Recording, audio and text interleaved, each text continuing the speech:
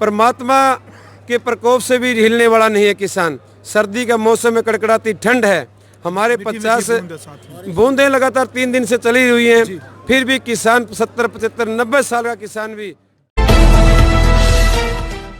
इंद्र नैन जी भी मौजूद हमारे साथ, जो घासी राम नैन किसान नेता, उनके बेटे हैं हमारे साथ। क्या कहना चाहेंगे नैन साहब, कल फिर मुलाकात है सरकार के साथ किसान नेताओं की, क्या लगता है कल कुछ आस है? क्योंकि बीजेपी वाले जो बार बार प्रचार कर रहे हैं कि हमने जो पराली वाला कानून था उसको रद्द कर दिया है, बिजली वाली जो बात थी उसका भी हमने निपटारा कर दिया है।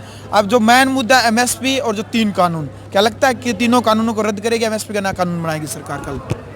मैं आप सबको मीडिया के माध्यम से, जो आप छोटे मीडिया के मैं उनका शुक्रगुजार हूँ कि आप लोगों की वजह से ही हमारा जो किसान आंदोलन है ये पूरी दुनिया में फैल चुका है। जी सर। पहले कहते थे पंजाब का, हरियाणा प्रदेश का मुख्यमंत्री लगातार कहता रहा ये हरियाणा का किसान नहीं है, वो अब पुरानी बातें हो चुकी हैं। मैं दुखी मन से, पहले तो आप मीडिया के माध्यम से मैं मेरे आज हमारे यहाँ 764 पिलर नंबर से जो हमारा किसान बीमार होकर के या सुबह ठंड की वजह से, तकलीफ होने की वजह से वो एम्बुलेंस में डला करके वो उसको बहादुरगढ़ पहुंचाने का काम किया, वो रास्ते में किसान शहीद हो गया।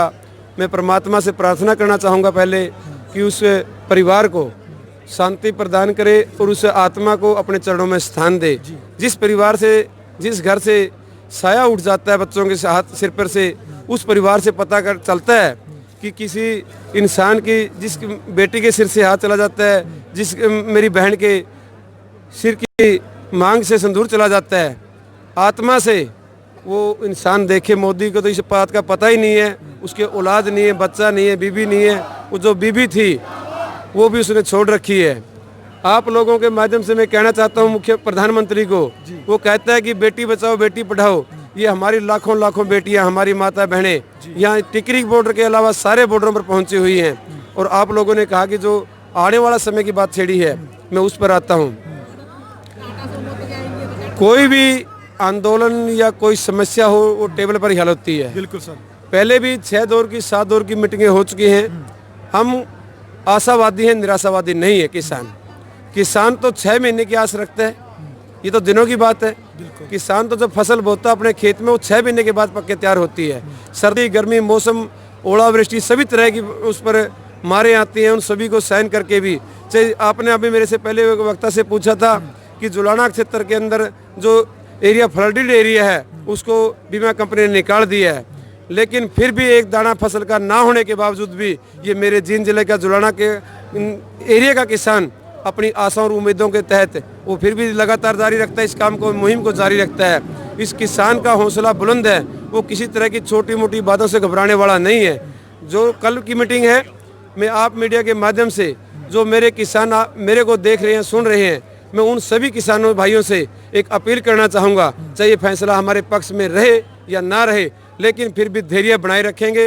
ये परमात्मा के प्रकोप से भी हिलने वाला नहीं है किसान। सर्दी का मौसम में कड़कड़ाती ठंड है, हमारे 50 बूंदें लगातार 3 दिन से चली हुई हैं, फिर भी किसान 70, 75, 90 साल का किसान भी टस से मस नहीं है, वो ज्यों का त्यों बना हुआ है। मेरे आपसे कैमरा साथी से कहूँगा कि चेहरा घुमा करके दिखा दे। जो बुजुर्ग साथी हैं वो आपके पीछे किसान हैं, उनका चेहरा आज भी बुलंद है, हौसला बुलंद है, किसी तरह की उनके ऊपर मायूसी छाई हुई नहीं है।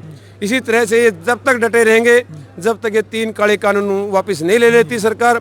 मेरे सभी साथियों ने जो जत्थेबंदियाँ इकट्ठी हुई हैं, उन सब ने सरकार को चेताने का काम किया है कि कल का जो प्रोग्राम है वो पूर्ण रूप से किसान के हक में ना हुआ तो आने वाले 6 तारीख से 20 तारीख का जो 15 दिन का पखवाड़ा है, उस पखवाड़े के अंदर सारे देश का किसान, चाहे वो केरला का है, तमिलनाडु का, कर्नाटका का, चाहे वो जम्मू कश्मीर का किसान है, वो अपनी राजधानी के अंदर अपने राज्यपाल का 15 दिनों के अंदर अंदर घेराव करने का काम करेगा।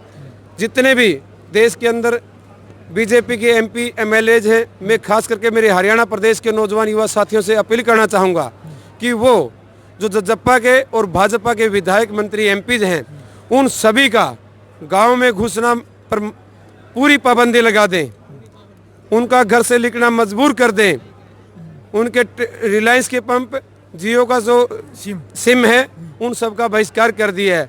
अब आज जियो के मालिक ने दूसरी कंपनियों पर केस करने पर मजबूर कर दिया है कि उनका जो आर्थिक रूप से इस नौजवान युवा साथी ने इतनी जल्दी में बहिष्कार किया है, शायद ही कभी इतना कदम उठा हो।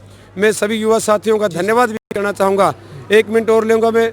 ये जो मेरे सामने नौजवान लड़का खड़ा है, इन्होंने स्टेज के माध्यम से जो मेरे को सरदार करतार सिंह सराभा की याद दिलाई है, वो छोटी बात नहीं है। उन्होंने 17 वर्ष की उम्र में ही अपने को बलिदान देश के लिए कर दिया था। आज हजारों भगत सिंह, उधम सिंह, सरदार करतार सिंह सराभा हमारे बीच में है। सराभा जी, उन सभी को ये जोश की वजह से, उनकी होश की वजह से ये आंदोलन आज 39वें दिन में पहुंच गया है। हमारे सरकारों ने इस नौजवान युवा साथियों को भड़काने का बहुत प्रयास किया, लेकिन मेरे नौजवान युवा साथी काबिल के तारीफ हैं कि इन्होंने अपना संयम बनाए रखा। मैं आप मीडिया के माध्यम से पुनः अपील करना चाहूँगा कि जब तक हमारा कानून ये वापस नहीं हो जाता, नौजवान युवा साथी जो काले बाल वाले हैं खास करके, उनसे पुनः अपील करूँगा कि वो डटे रहें इसी तरह से। इनका हौसले से ही ये मेरे बुजुर्गों का हौसला है। ये आने वाली पीढ़ी का, जो नौजवान पीढ़ी के लिए मेरे बुजुर्गों ने बीड़ा उठाया है, उसको पार करके ही जाएंगे। जय जवान जय किसान। चलो वीडियो आपने देख ली भाई, वीडियो को आप ज़्यादा से ज़्यादा शेयर करें,